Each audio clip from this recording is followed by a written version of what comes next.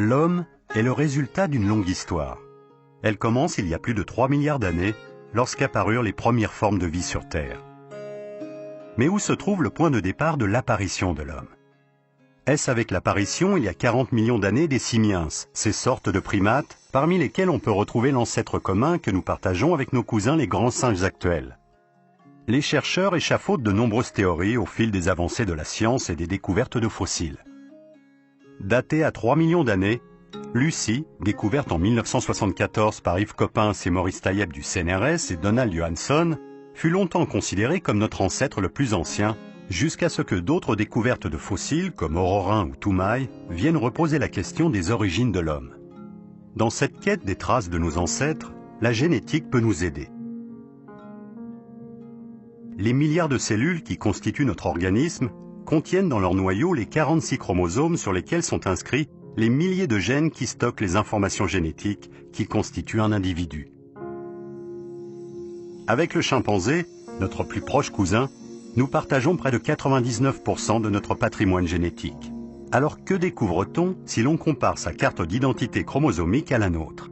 On trouve seulement 46 chromosomes chez l'homme, alors qu'on en dénombre 48 chez le chimpanzé. Cette différence essentielle est due à l'existence chez l'homme d'un chromosome 2 qui correspond chez le singe à 2 chromosomes séparés. Mais il existe également d'autres différences chromosomiques entre l'homme et le chimpanzé. Si l'on rentre dans les chromosomes pour s'intéresser à l'ADN et comparer les séquences génétiques de l'homme et des singes, on remarque une grande similarité avec quelques différences. Ce sont les mutations apparues au cours des temps préhistoriques qui créent les différences entre les espèces. Les traces de cet ancêtre commun que nous cherchons à connaître sont donc bien inscrites dans notre corps. Cependant, pour reconstituer notre histoire de famille, on peut également utiliser la paléontologie, qui est l'étude des fossiles.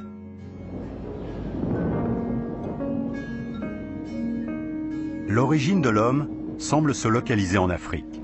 Il y a 10 millions d'années, un effondrement se produit sur une longue faille en Afrique de l'Est, qu'on appelle la Rift Valley. Pour Yves Coppens, célèbre paléoanthropologue, c'est ce changement géologique et climatique qui a permis l'apparition des ancêtres des hommes. Dans cette nouvelle savane sèche, soumise au régime de la mousson, la végétation a changé et les ancêtres des premiers hommes s'y sont adaptés. L'homme ne s'est pas fait en un jour. Les mutations, les transformations de son corps se sont déroulées sur des millions d'années. Alors quelles sont les grandes étapes de l'évolution de l'homme? Vers 4 millions d'années apparaissent les australopithèques. Avec eux s'installe de façon irréversible l'une des caractéristiques essentielles de l'homme, la bipédie. Avec les débuts de la bipédie, le corps des ancêtres de l'homme a changé. Ses os et ses muscles ont évolué. Le crâne n'est plus accroché à la colonne vertébrale par l'arrière, comme chez les animaux qui marchent à 4 pattes. Mais il est posé en équilibre au sommet de la colonne, ce qui permet au crâne de se développer. L'australopithèque n'est pas encore un homme, mais plus tout à fait un singe. Sa morphologie est déjà assez proche de la nôtre. Il mesure à peine plus d'1 mètre et pèse environ 35 kg. Il mange des tubercules, des graines et occasionnellement de la viande. Vers 2 500 000 ans, les australopithèques, en évoluant, donnent naissance aux Homo habilis, qui sont les premiers hommes. Ils sont plus grands, ils ont un plus gros cerveau, ils commencent sûrement à perdre leurs poils. Mais surtout, les Homo habilis savent tailler des pierres pour en faire des outils qui leur permettent de dépecer leur proie. La taille de ces outils, encore rudimentaires, s'effectue avec un autre galet qui sert de marteau. Vers 1 800 000 ans, les hommes habiles se transforment en Homo erectus. Homo erectus mesure environ 1,70 m. Il est robuste, il sait chasser et se nourrit principalement de viande. Il a mis au point des outils élaborés, comme les premiers bifaces. Une invention va encore plus éloigner l'Homo erectus de l'animal, c'est la maîtrise du feu. Dans cet univers hostile, le feu a été une source de chaleur et le moyen d'effrayer les prédateurs et de préserver la sécurité des campements aux abris confectionnés de peaux de bêtes. Homo erectus sera le premier grand voyageur. Il se mit probablement en marche poussé par le besoin de manger de la viande. Grâce à son physique, Homo erectus pourra se lancer sur les chemins du monde et sortir de l'Afrique. Alors, où sont allés ces hommes à partir de ce nord-ouest africain? Il semble logique, géographiquement, de les voir passer par le détroit de Gibraltar, qui, à ces époques, même d'1 million d'années, ne devait pas différer beaucoup de la situation géographique actuelle. D'autres chercheurs pensent plutôt à un passage très, très différent par le Proche-Orient. Peut-être que ces peuplements partis de l'Afrique orientale, remontant en gros le Nil et passant par le Sinaï, ont pu, par le Proche-Orient, atteindre l'Europe orientale, puis l'Europe occidentale. Néandertal, le descendant d'Erectus, apparaît vers 100 000 ans en Europe. Il vivra très longtemps subissant un enchaînement de périodes glaciaires et de réchauffement climatique. Sa disparition vers 30 000 ans avant Jésus-Christ reste un mystère.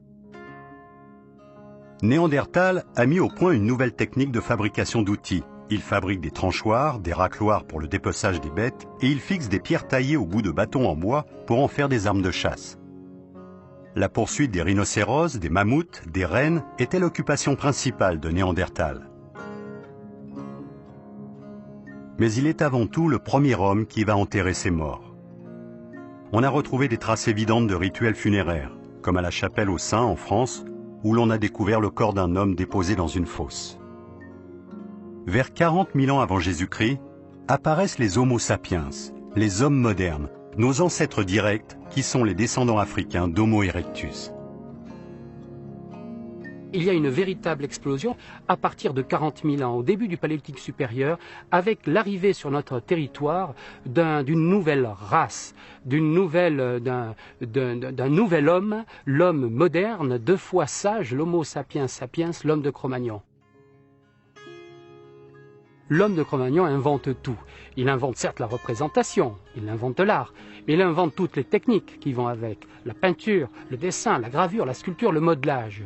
Il mobilise dans cet art toutes les thématiques qui seront développées ultérieurement.